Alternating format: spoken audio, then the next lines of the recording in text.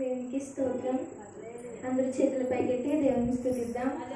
హల్లెలూయా, హల్లెలూయా.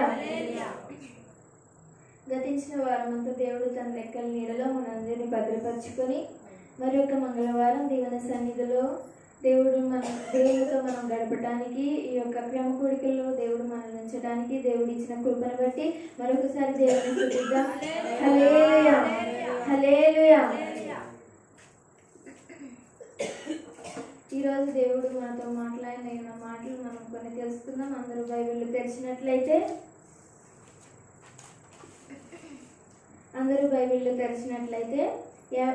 55వ కీర్తన 22వ వచనాన్ని మనం చదువుకున్నాం.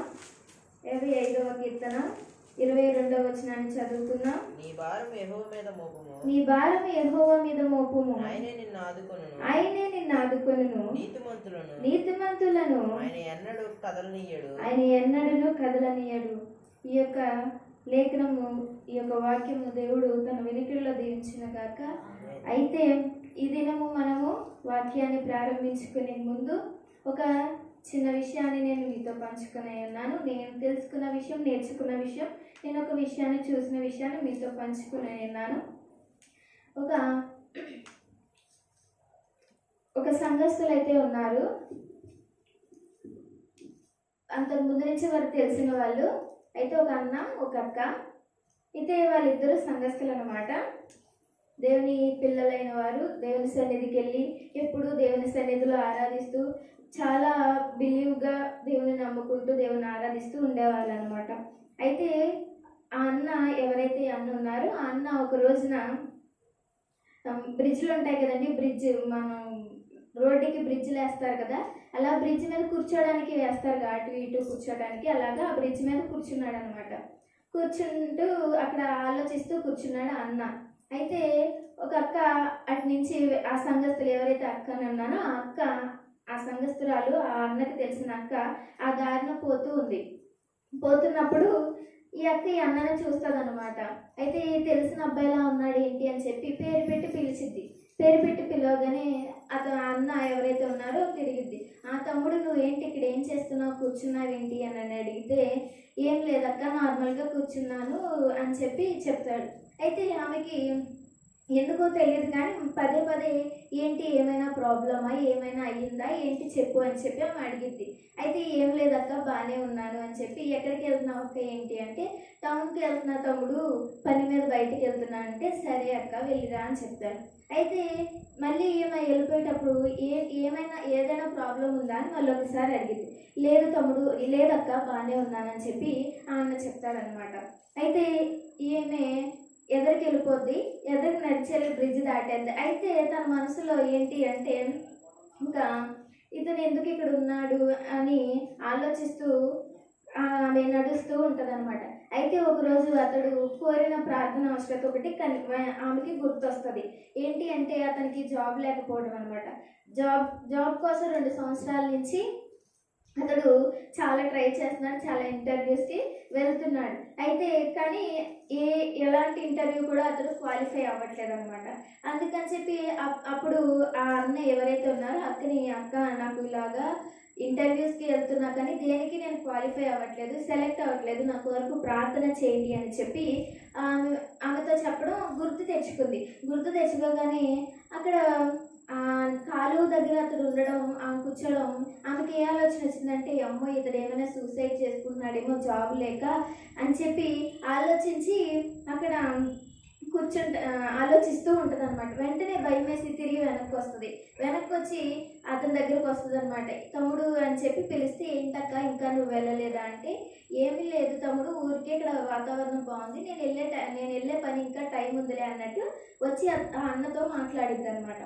మాట్లాడితే ఇప్పుడు ఆ విషయం అతను ఎందుకు కూర్చున్నాడు, ఎందుకు దిగాలుగా ఉన్నాడు అనేది ఈ అక్క తెలుసుకోవాలి కాబట్టి ఆమె అడిగిద్ది, తమ్ముడు ఏంటి విశేషాలు అని చెప్పి నార్మల్గా అడగటం ప్రారంభిస్తుంది అనమాట. ప్రారంభించాక చెప్తా ఉంటాడు. అయితే ఈమె ఏమని మాట్లాడిద్దంటే ఏంటి తమ్ముడు ఈ మధ్యన చాలా డల్గా ఉన్నావు, ఏమైంది, సరిగ్గా నాకు అంత మూడీగా కనిపిస్తున్నావు, బాధగా కనిపిస్తున్నావు ఏంటి అని చెప్పి అడిగితే అప్పుడు అతడు బయటపడతాడనమాట.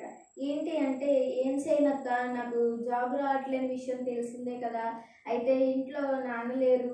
నాన్న చనిపోయాక అమ్మ కష్టపడి మా ఇద్దరిని, ఆ చెల్లిని నన్ను బాగా చదివించింది. ఇప్పుడు డబ్బులన్నీ అయిపోయాయి. మేమిద్దరం కష్టపడి చదువుకున్నాము. నేను బాగా చదువుకొని నా చదువు కంప్లీట్ చేశాను. అయితే ఇప్పుడు నాకు జాబ్ నేను ఎంత వెతికినా జాబ్ రావట్లేదు. అమ్మ ఇప్పుడేమో మరణ పడకల మీద ఉంది.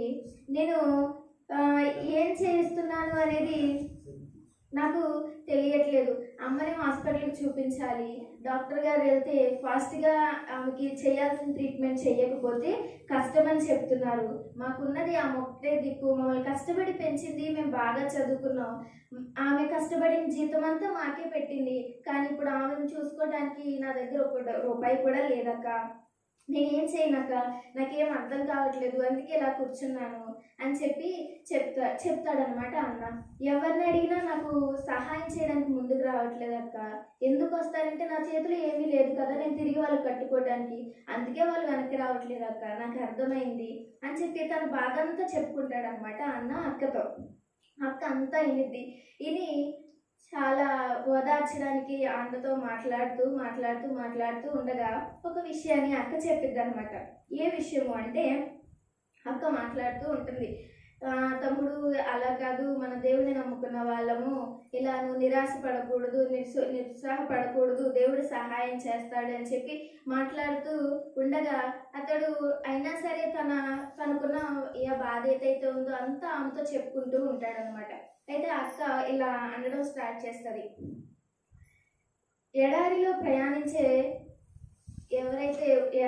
ప్రయాణించే ప్రజలు ఎవరైతే ఉంటారో, అక్కడ చేసుకునే పని వాళ్ళు ఎవరైతే ఉంటారో, అక్కడ జీవించే వాళ్ళు ఎవరైతే ఉంటారో వాళ్ళు ఒంటెల మీదే వెళ్ళగలరు. అక్కడ ఒంటెలు మాత్రమే తిరగగలవు. ఒంటెలు తిరిగితేనే వారు వెళ్ళగలరు. ఒంటె మాత్రమే ఆ ఇసుకలో నడవగలదు. అయితే ఆ ఒంటె లేకుంటే ఆ భారం వాళ్ళకి కావాల్సిన వస్తువులు వాళ్ళని మొయ్యకపోతే వీళ్ళు వెళ్ళలేరు.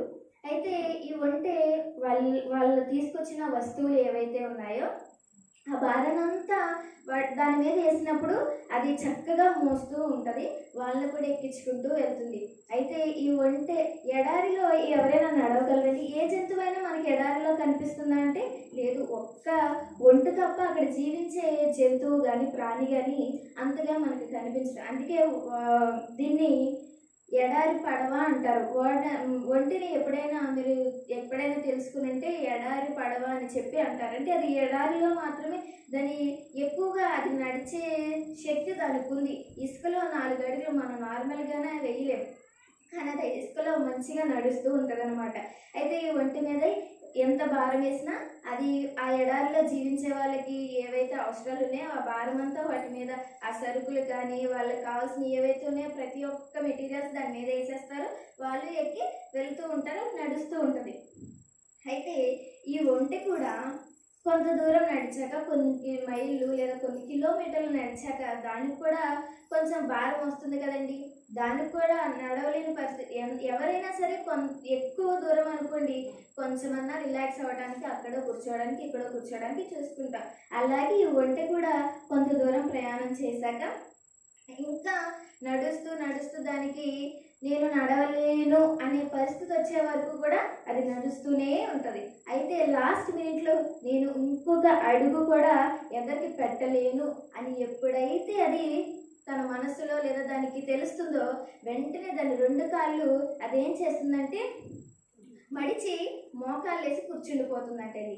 ఈ ఒంటె అలా కూర్చుండిపోవడంతో వాళ్ళు ఎవరైతే యజమానులు ఉన్నారో వాళ్ళు ఏం చేస్తారంటే వెంటనే అది దాని నుంచి దిగి ఆ యొక్క వాళ్ళు పెట్టిన ఏవైతే సరుకులు కానీ ఆ భారం ఏదైతే ఉందో దాని నుంచి తీయగానే అది కొంతసేపు ఏమైందంటే రిలాక్స్ అవుద్ది. ఇప్పుడు తన మీద ఉన్న భారాన్ని మనుషులు ఏవైతే పెట్టారో ఈ భారం అంతా ఆ ఒంటెల మీద నుంచి తీసేశారు. వీళ్ళు తీసేగానే అది అలా 2 కాళ్ళు మోకాళ్ళు వేసి మడిచి కూర్చోగానే వెళ్ళేసి ఇవన్నీ తీయగానే తను చాలా రిలాక్స్ అనేది అయిపోద్ది. అమ్మయ్య, నేను కొంతసేపు రిలాక్స్ అవ్వగలను, కొంతసేపు సేద తెచ్చుకోవడానికి నాకు సమయం దొరికిందని చెప్పి ఈ ఒంటె రిలాక్స్ అయిపోద్ది.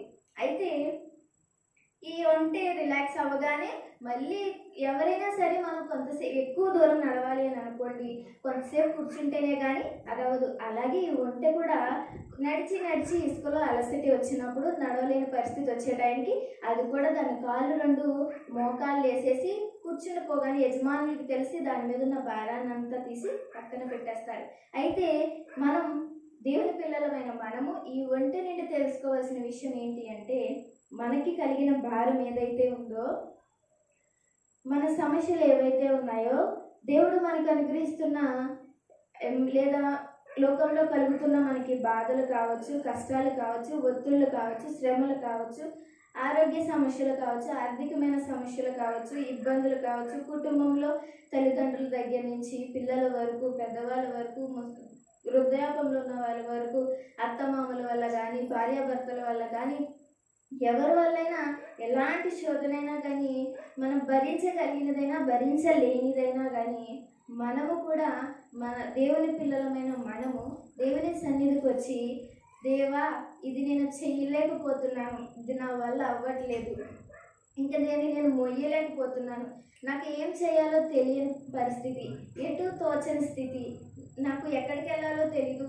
ఎవరితో మాట్లాడాలో తెలీదు, ఏం అడగాలో తెలీదు, ఎలా ఉండాలో తెలియలేని పరిస్థితికి వచ్చేసానని నిన్ను నువ్వు అనుకున్న టైంలో, అలాంటి పరిస్థితులు వస్తున్న టైంలో నీ మోకాళ్ళు కూడా దేవుని దగ్గర వంచితే, ఏ విధంగా ఒంటి తన అలసట తీర్చుకోవడానికి లేదా తన భారాన్ని, ఎంత భారం అప్పటి వరకు మోసి మోసి మోసి ఒక్కడుగు కూడా ముందుకేయలేని సమయంలో అది మోకాలు వేసిందో, అదే విధంగా మనము కూడా మనకున్న పరిస్థితులు ఇవన్నీ మోసి మోసి మోసి అలసిపోయి ఇంకా నా వల్ల కాదు అని జీవితం మీద విరక్తి వచ్చేసిన పరిస్థితులలో మనం వెళ్ళినా కానీ ఒక్క నిమిషము లేదా అర నిమిషమైనా కానీ దేవుని సన్నిధిలో మోకాలు వేస్తే గనుక దేవుడు మనకున్న ప్రతి ఒక్క సమస్య నుంచి ఆ భారం ఏదైతే మన భుజాల మీద ఉందో లేదా మన మనసులో ఉందో అది వెంటనే దేవుడు తీరుస్తాడండి.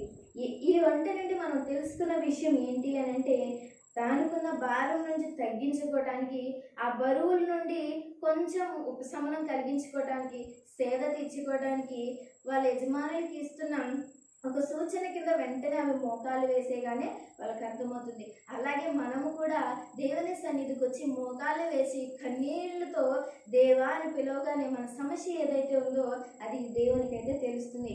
మన భారం ఏదైతే ఉందో అది దేవునికి తెలుసు కనుక ఆయన మనల్ని ఆదుకునే దేవుడు కనుక ఈ దినము నిన్ను ఆదుకోవాలి అన్నా, నన్ను ఆదుకోవాలన్నా, మన కుటుంబాన్ని ఆదుకోవాలన్నా, సంఘాన్ని ఆదుకోవాలన్నా, లేదా మన బంధువులను, స్నేహితులను ఎవరిని ఆదుకోవాలన్నా మన రెండు కాళ్ళను మోకాళ్ళు వేసి దేవుని సన్నిధిలో దేవా నన్ను ఆదుకోమనంటే ఆయన సహాయం చేయగల దేవుడునై ఉన్నాడని ఈ దినము నేను మీతో చెబుతున్నాను. అయితే ఈ దినము నేను ఈ విషయాన్ని ఎందుకు చెప్తున్నానంటే, ఇక్కడ 55వ కీర్తనలో 55వ కీర్తన 22వ వచనంలో మనకి ఈ విషయాన్ని కనబడుతుంది. నీ భారం యెహోవా మీద మోపుము, ఆయనే నిన్ను ఆదుకొనును, నీతిమంతులను ఆయన ఎన్నడూను కదలనీయడు. చూసారా, ఇక్కడ మనకున్న భారం ఏదైతే ఉందో అది ఆయన తీస్తానని చెప్పి, ఆయన దాని నుండి మనల్ని తప్పిస్తానని చెప్పి, మనల్ని ఆదుకుంటానని చెప్పి మనకి దేవుడు సెలవిస్తున్నాడు. ఏ విధంగా ఉంటే తన యజమాని నుండి ఆ భారాన్ని తొలగించుకోవడానికి ప్రయత్నం చేసిందో అదే విధంగా మనలో ఉన్న భారాన్ని కూడా మనం తొలగించుకోవడానికి, తప్పించుకోవడానికి, వాటి నుండి మనం విముక్తులు అవడానికి కూడా దేవుడు మనకున్నాడని దేవుడు మనకి సెలవిస్తున్నాడు. దేవుడిని అడిగితే అది ఎలాంటి పరిస్థితి అయినా కానీ దేవుడు మనల్ని ఆదుకుంటాడు, దేవుడు సహాయం చేస్తాడు. ఈరోజు నేను మీతో పంచుకున్న మాట ఏంటి అంటే, దేవుడు నిన్ను ఆదుకోవాలి అని అంటే మనం ఏ విధంగా ఉండాలి, దేవుడు మనకు తోడుగా ఉండాలని, దేవుడు మనకు సహాయం చేయాలని, దేవుడు కృప మనకు ఉండాలని, కుటుంబానికి ఉండాలని చెప్పి, దేవుడు మనకు సహాయం చేయాలి, ఎల్లప్పుడూ నాతోనే ఉండాలి, అన్ని విషయాలు నాతోనే ఉండాలి, నన్ను ఆదుకోవాలని చెప్పి అందరూ కోరుకుంటారు. అయితే అందరూ కోరుకున్నప్పుడు దేవుడు ఏ విధంగా ఉండమంటున్నాడో ఆ విధంగా ఉంటే దేవుడు మనకి సహాయం అనేది చేస్తాడు. అయితే దినాన దేవుడు మనల్ని ఆదుకోవాలి అని అంటే నేను మీతో ఒక 3 విషయాలు పంచుకుంటాను. 3 విషయాలు మనం తెలుసుకొని మనం ముందుకు వెళ్దాం. యెషయా గ్రంథము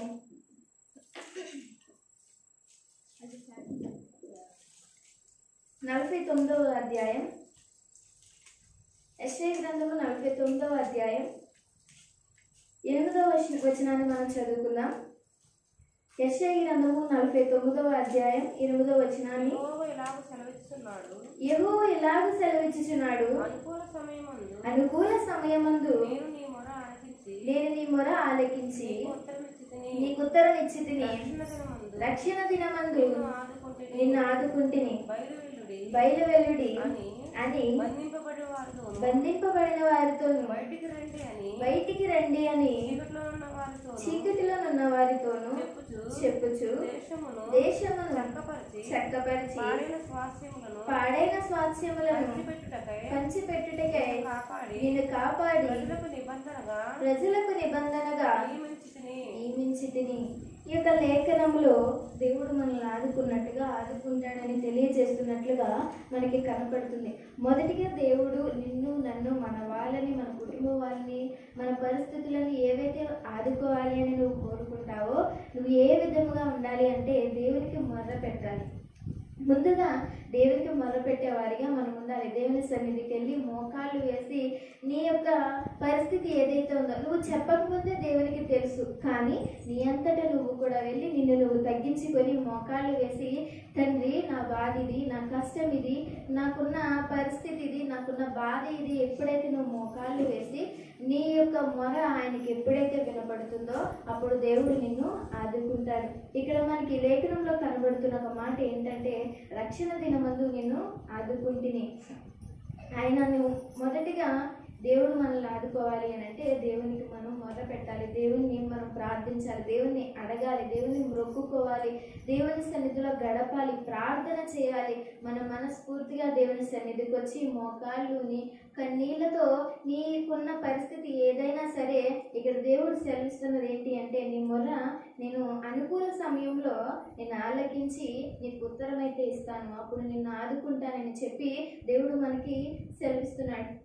మనం ప్రార్థన చేయగానే దేవుడు మన ప్రార్థన ఆలకిస్తాడండి. అది ఎలాంటి పరిస్థితి, చిన్నది కావచ్చు, పెద్ద కష్టం కావచ్చు, చిన్న కష్టం కావచ్చు, మనం దేవుని దగ్గర నమ్మకంగా దేవునిపై నమ్మకం ఉంచి విశ్వాసంతో మన మనసుని ఆయన వైపు ఉంచి ప్రార్థన చేయగానే ఆయన మనకు చేసిన ప్రార్థన ఏదైతే ఉందో అది ఆలకిస్తాడు. అయితే అది తిరిగి మనకి జవాబు రావటానికి ఆయన చూసుకుంటున్న సమయం, ఆయన ఏర్పరిచిన సమయం అనేది ఉందంట.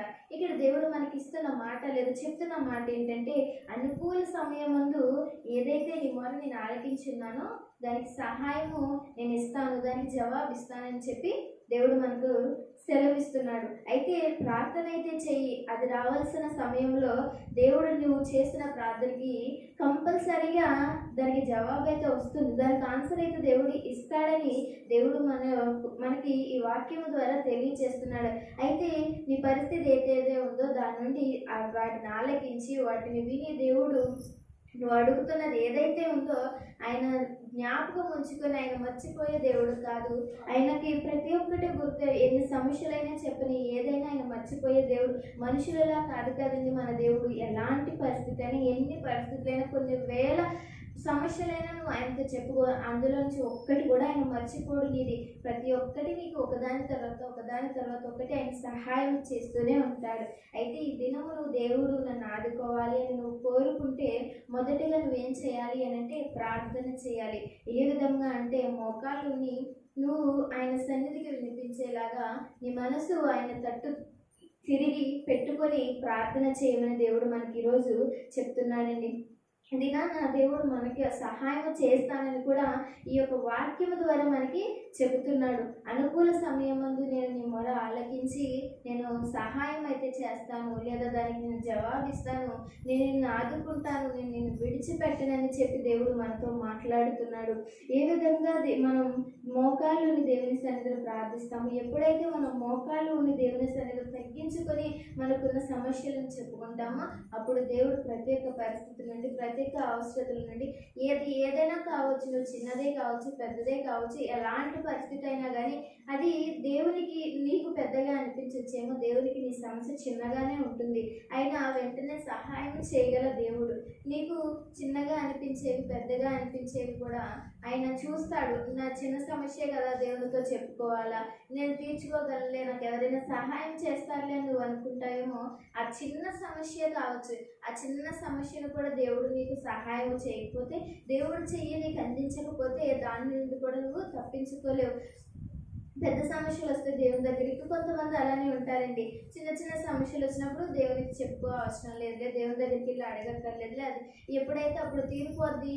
పెద్ద సమస్య వచ్చినప్పుడు మాత్రం దేవుని దగ్గరికి వెళ్ళి పడి పడి ఏడ్చి అక్కడే ఉండి రాత్రి పగలు ఏడ్చి ఏడ్చి ఏడ్చి ఏడ్చి ప్రార్థన చేసి పొందుకుంటారు. అలాగే చిన్న సమస్యలు రాగానే అవి వదిలేసి జరగాల్సిన టైంలో జరుగుతాయి, అవ్వాల్సిన టైంలో అవుతాయి అని చెప్పి వదిలేసి దాన్ని పెద్దగా చేసుకునే వాళ్ళు కూడా ఉన్నారు. అయితే అలా కాదు, కానీ నీ సమస్య ఏదైనా కానీ, నీ పని ఏదైనా కానీ ముందుగా దేవుని దగ్గర పెట్టినట్లయితే ఆయన సహాయం చేసి ఆ పరిస్థితుల నుండి నీకు సహాయం చేస్తారని దేవుని వాక్యం మనకి ఇక్కడ కనబడుతుంది. అయితే రెండవదిగా 63వ కీర్తన 8వ వచనాన్ని చదువుకున్నాం. 63వ కీర్తన 8వ వచనాన్ని చదువుకుందాం. నా ప్రాణము నిన్ను అంటి వెంబడించుచున్నది, నీ కుడి చెయ్యి నన్ను ఆదుకొనుచున్నది. చాలండి. ఇక్కడ మనకి దావీదు రాజు రాసిన కీర్తనలో మనకి కనపడుతున్న మాట ఏంటి అని అంటే, నా ప్రాణము నిన్ను అంటి వెంబడించుచున్నది, నీ కుడి చెయ్యి నన్ను ఆదుకొనుచున్నది అని చెప్పి మనకి ఇక్కడ కనపడుతుంది. అయితే రెండవదిగా దేవుడు మనల్ని ఆదుకోవాలి, దేవుడు నాకు తోడు ఉండాలి, దేవుని సహాయం నాకు కావాలి అని నువ్వు అనుకుంటే గనుక దేవుడిని నువ్వు వెంబడించేవాడిగా ఉండాలి. ఇక్కడ దావీదు రాజు చెప్తున్న మాట ఏంటి అని అంటే, నా ప్రాణము నిన్ను అంటి వెంబడించుచున్నది, నీ కుడి చేయి నన్ను ఆదుకొనుచున్నది. దావీదు రాజు దేవుణ్ణి విడవకుండా ఎప్పుడూ దేవుని స్తుతిస్తూ ఆరాధిస్తూ ఆయన ఘనపరుస్తూ దేవుణ్ణి ఎప్పుడు అనుదినము ఆయన మర్చిపోకుండా ప్రార్థన చేస్తూ ఉన్నాడు కనుక దేవుని వెంట పెట్టుకొని లేదా దేవుని తనతోనే ఎల్లప్పుడూ ఆయనను స్మరించుకుంటూ దావీదు రాజు ఇక్కడ స్తుతిస్తున్నట్లుగా లేదా దావీదు రాజు ఎప్పుడు దేవునికి తోడుగా ఉన్నట్లుగా మనకి ఇక్కడ కనబడుతుందండి. దేవుడు దావీదు రాజుకి ఎప్పుడు తోడుగానే ఉన్నాడని చెప్పి మనకి ఇక్కడ కనబడుతుంది. ఎందుకు అంటే దావీదు రాజు ఎప్పుడు ఆయన్ని వెంబడిస్తున్నట్లుగా దేవుని విడిచిపెట్టకుండా దేవుని బాటలోను దేవుని ఆలోచనలోను దేవుని ఏవైతే నడవడికలు నడవమని చెప్పాడో వాటన్నిటినీ విడవకుండా దావీదు రాజు ఉన్నాడు కనుక, దావీదు రాజు దేవునితోనే ఉన్నాడు కనుక దేవుడు అతను విడిచిపెట్టకుండా దేవునితో ఉన్నాడు కనుక దేవుడు అతనికి ఆదుకొని లేదా ఆయనకి సహాయం చేస్తున్నాడు.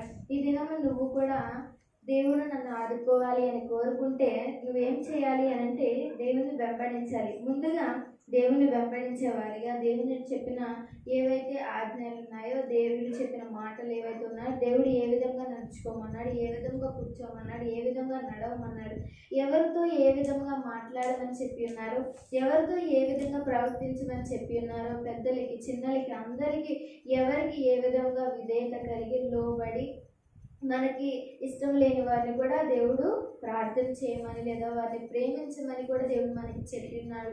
అలాగే దేవుడు ఏవైతే ఉన్న వాటన్నిటికీ మనం అనుసరించి దేవుని వెంబడించిన వారిగా ఉంటే దేవుడు మనకి తోడుగా ఉంటాడు లేదా దేవుడు మనల్ని ఆదుకున్నట్లుగా కనబడుతుంది.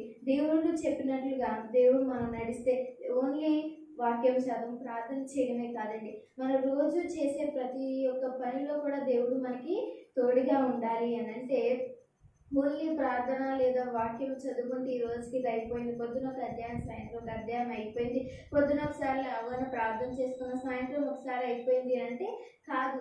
ఎప్పుడు అనుదినము దేవుడు నీకు తోడుగా ఉండాలి అని అంటే ఆదుకోవాలి అంటే నీ ప్రతి ఒక్క పనిలోనూ ఆయన ఏదైతే చెప్పినా నువ్వు ఎవరితో ఉన్నావా, నువ్వు స్నేహితులతో ఉన్నప్పుడు నువ్వు ఏ విధంగా మాట్లాడుతున్నావు అనేది ఆయన గమనిస్తాడు. అయితే వారితో ఉన్నప్పుడు కూడా నువ్వు ఏ విధంగా మాట్లాడాలి అనేది ఏ పద్ధతిలో నువ్వు ఉండాలి అనేది దేవుడు మనకి తెలియచేస్తున్నాడు. లేదా చిన్నవారితో మాట్లాడినా పెద్దవారితో మాట్లాడినా ఏదైనా పని మీద నువ్వు బయటికి వెళ్ళినా ఎవరితో ఉన్నా ఎవరితో కూర్చున్నా దేవుని సన్నిధిలో ఉండినప్పుడు, సేవకులతో ఉండినప్పుడు, సహోదరులతో ఉండినప్పుడు ఎవరితో ఏ విధంగా దేవుడు మనల్ని ఉండమని చెప్పారు, ఎవరికి ఎలాంటి సహాయం చేయమన్నారు, ఎవరికి ఏ విధంగా నీ యొక్క ప్రవర్తన చూపించి నడుచుకోమని చెప్పి ఉన్నాడో అదే విధంగా ప్రత్యేక పని దేవుడు చెప్పింది ఇది అది కాదని ప్రతి ఒక్కటి కూడా ఆయన చెప్పిన ప్రతి ఆజ్ఞ ఏదైతే ఉందో దాన్ని దేన్ని మనం విడవకుండా దాన్ని మర్చిపోకుండా మనం ఉన్నట్లయితే మనం దేవుని వెంబడించినట్లే, దేవునితో ఉన్నట్లే.